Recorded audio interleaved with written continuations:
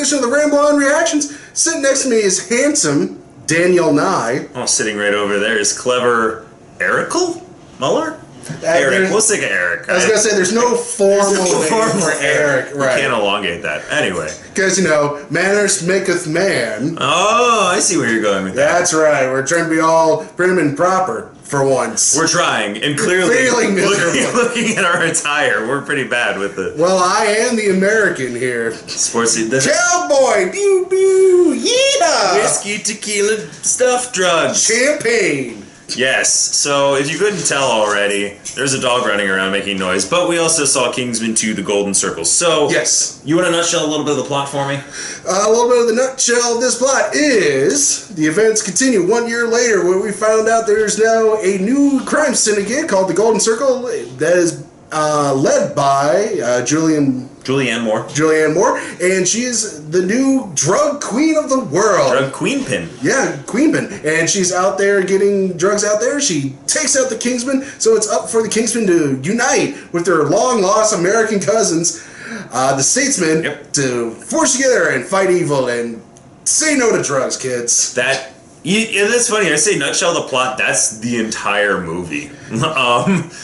Spoilers, but that's there's twists and turns. There's twists and turns, and that's how the spy movie goes. You also have performances from Halle Berry, Channing Tatum, Colin Firth comes back. It's in the trailer. Pedro Pascal, Jeff Bridges, Elton John, and am I forgetting anyone else? Any other big names, or is that mostly Egerton? Yeah, well, Taron Egerton obviously coming back, and Mark Strong coming back as well. So it's been a really good year for Country Road. That's just right. Especially if you're in a Channing Tatum movie. You're in a Channing Tatum movie, yeah, you get that. So, what did you like about this film? What I like is actually it puts you right into the action. It doesn't stop to let's recap the previous movie. It's like, nope, bad guy shows up. Epic chase scene. Yes, that's actually, that may be my favorite scene in the movie, honestly. There's an opening chase scene where they bring back Charlie, who, this isn't a spoiler because it's the opening scene. Yeah. So Charlie was the dejected Kingsman applicant who wound up being at the end of the first movie. And so essentially he survives and he becomes he's the new main henchman for the bad guy, for Julianne Moore. He's Julianne Moore's right-hand man, and he's got a Considering he doesn't have a right hand.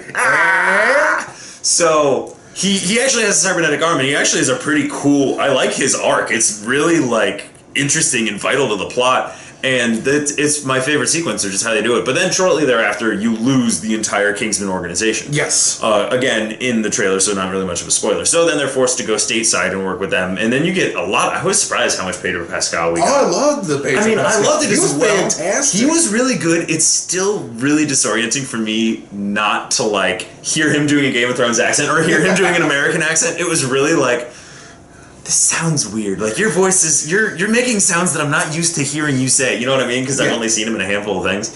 So, he's there. Channing Tatum is there. Channing Tatum's literally just there. I'm trying to think. He's there for one action sequence, and then he's in his underwear for the rest of the movie. I was going to say, what else did I really like about this movie? The action sequences were good, but you do get Elton John being sassy as all hell. Elton John is probably my second favorite thing about this movie after the chase scene. But I was told that, Elton John's great in this movie. And then, you have other positives you're going to get to? I liked Halle Berry. She was good. And Mark Strong was good too. Mark Strong is super underrated. I feel like in everything he does. Yeah, he always is solid. Always gives a great performance. Well, because he's usually the bad guy. He's usually the bad guy. So it's really nice to see him as the good guy. 100% agreed. But I actually have, and we talked about it a little bit on Twitter with our buddy Nate too. I actually have quite a bit of problems with this movie. As did I. And this is where, because you said you like Halle Berry, and Halle Berry, Channing Tatum, even Julianne Moore to an extent. They're underused. They're underused, but it feels like the movie was cast, and then they wrote the script around it to be we have X amount of time with X amount of actors, and we have to fit them all in here.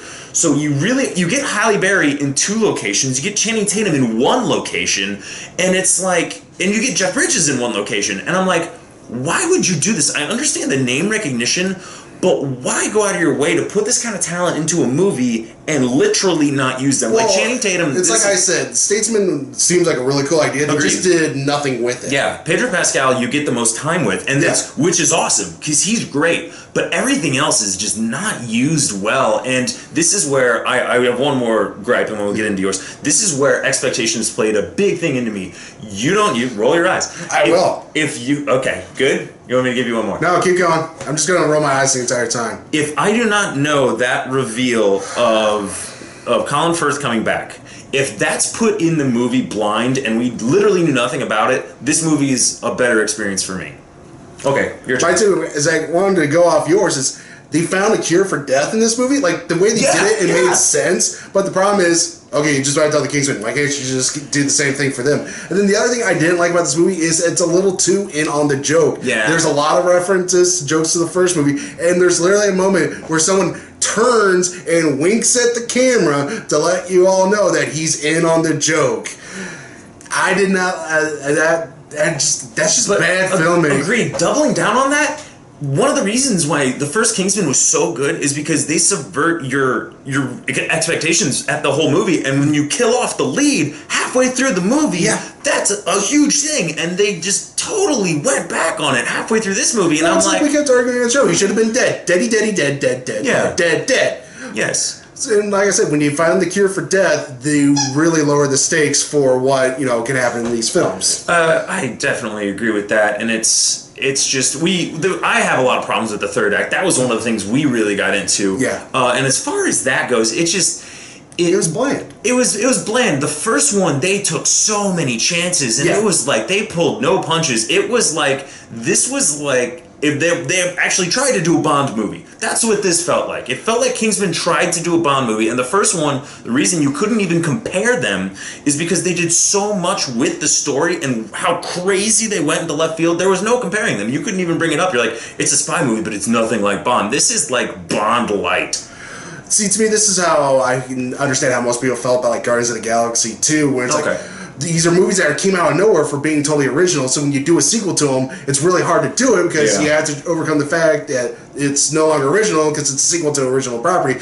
But unlike Guardians of the Galaxy 2, which I could find joy and things I like about it, it was really hard for me for Kingsman. Yeah, I mean, like we said earlier, there were things we liked about it, but this is Matthew Vaughn's first sequel, and maybe with good reason. Yeah, because it's kind of like you didn't have that kind of raw. There, like the church scene in the first one, nothing, no comparison. They tried to do something similar to it, and it just doesn't work. They even picked the wrong Elton John song for it too. Right. Grade this movie for me. B-. Push. I'm doing the exact same thing. It's a B- as well. It's fun. You don't need to rush out to see it. No. It's like the first one was mind blowing, and there's a great pun there. Yeah, first one was literally go see in the theater as soon as you can. This one, it's like wait till it's on Netflix. Yeah, if it's streaming, pay your extra bucks a month for Netflix and enjoy it. If it's streaming somewhere, watch it. But it's like Like, as far as action sequels go, John Wick 2 is a better action sequel, and that still had its problems as well. Yeah. So, that's what we thought of Kingsman 2. Let us know what you thought. We know this is going to be a little bit later, but unfortunately, life and things. So, things, life stuff. Like, comment, subscribe, share. Let us know what you thought about Kingsman 2. That's clever Eric Muller sitting right over there. That's handsome Daniel Nye. Oh, I appreciate the attempt at the manners. As always, ramble on. Bye.